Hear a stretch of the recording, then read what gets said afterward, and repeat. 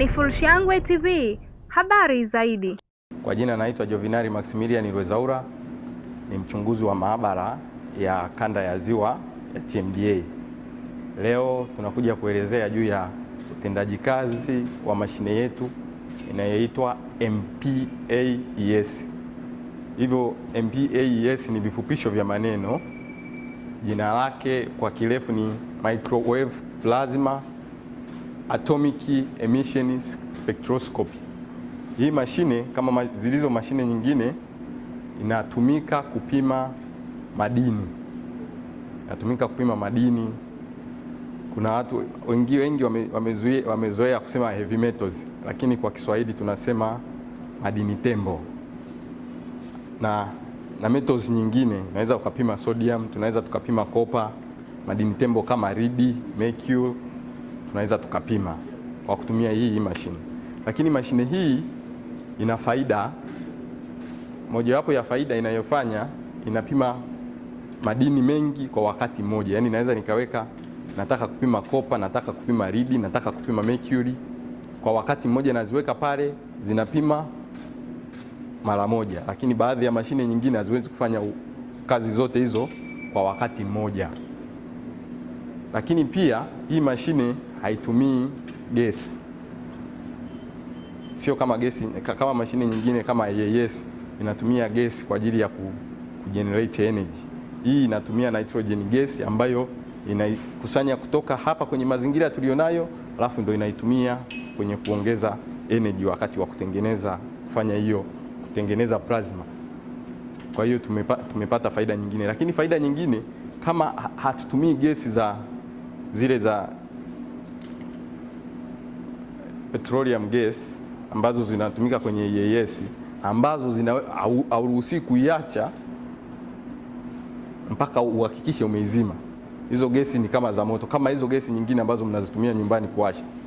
Unawasha, hiyo ni mojawapo inayogenerate energy. Sasa ukiwasha, ina maana usiondoke, uhakikishe umemaliza kazi yako ndio unaizima. Lakini hii kwa sababu inakusanya nitrogen gas kutoka kwenye mazingira, kwa hiyo ninaweza nikaiwasha, nikaweka sample zangu pale, nikimaliza naondoka, inaendelea inafanya kazi, mimi naweza nikawa ninafanya kazi nyingine zinazohitajika kufanya.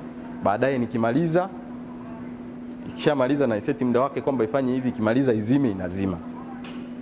Simeona? Kwa hiyo ni faida mojawapo ya hiyo mashine. Lakini pia mashine yetu sasa inatumika kupima nini? Madini kwenye nini? Mashine yetu hii kama kupima madini, inaweza kupima kwenye vifaa tiba, inapima kwenye maji, inapima kwenye vipodozi, inapima kwenye vyakula. Kama tunapima, nishasikia sukari, tulikuwa tunapima hapa. Unaweza ukataka kupima mchicha, tunapima madini tembo yaliyoko kwenye mchicha. Tunapima madini yaliyoko kwenye maji. Maji haruhusiwi kunywa kabla, haya yanayouzwa yanapimwa pia. Haruhusiwi kwenda kupeleka mtaani kuuza kabla hajapimwa, kama kuna madini ambayo angalau kidogo haituruhusiwi yawemo. Kwa hiyo kama yakiwemo ni tatizo, lakini kuna tolerable level ambayo inahitajika isizidi hapo. Kwa hiyo inabidi tupime, tujihakikishie ni salama, kama mboga na nini. Na wanafunzi pia wanaweza akaja kujifunza katika mashine hii. Najua vyuo vingi vina wanafunzi wakitaka kufanya research, anaweza akaja akafanya research kwa kutumia, kama mfano anataka kufanya research ya madini, anataka kujifunza, na TMDA tunaweza tukamsaidia. Madini tembo mara nyingi hayahitajiki kwenye mwili wa binadamu. Kuna mengine yanaenda yakaribu figo, mengine yanaharibu mifupa. Yaani mifupa inatengenezwa na iron. Kwa mfano lead inaenda ina displace iron. Kwa hiyo mtu badala ya kuwa na mfupa imara, inaenda inaufanya mfupa unakuwa dhaifu. Kwa hiyo unaweza ukaenda ukaharibika. Lakini mercury inaweza ikaharibu hata central nervous system na kuharibia, nakumbuka unasahau, naona. Kwa hiyo madini tembo hayahitajiki kwenye mwili, hayahitajiki kabisa. Sema kile kiwango kidogo ambacho tunaweza tukasema hiki ndo tunaweza tukakivumilia. Sema kwa mfano, kuna wanafunzi wanafanya research. Kama ukiwa mwanafunzi unaweza ukawa unataka kufanya research lakini unakosa sehemu ya kufanyia, na unakosa sehemu ya kufanyia research. Yaani sio kwamba utaenda ukapata hii mashine utaipata kila sehemu. Umeona? Kwa hiyo kama unataka kufanya research, na sisi hapa tumesema bwana, hiki kitu tunaweza tukakifanya. Umeona? Kwa hiyo tunamwalika aje, anaweza akafanya hicho kitu hapa. Lakini mashine hii haifanyi kwenye chakula tu peke yake.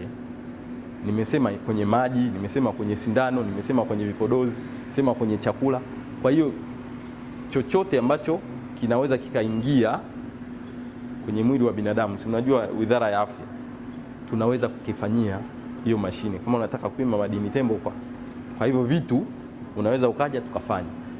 Hii mashine hii kwenye kupima vifaa tiba inapima vifaa tiba vya sindano. Hatuweki sindano moja kwa moja, tuna taratibu za kufanya, kuchukua kwa mfano yale madini yakiwepo kwenye sindano. Kwa mfano tunasema ni extraction. Tunachukua kipande cha sindano tunakiweka kwenye maji, ninasema mfano, kwa muda fulani. Kwa hiyo kama madini tembo yapo hapo kwenye sindano, yatakuwa yanatoka yanaingia kwenye kile kimiminika.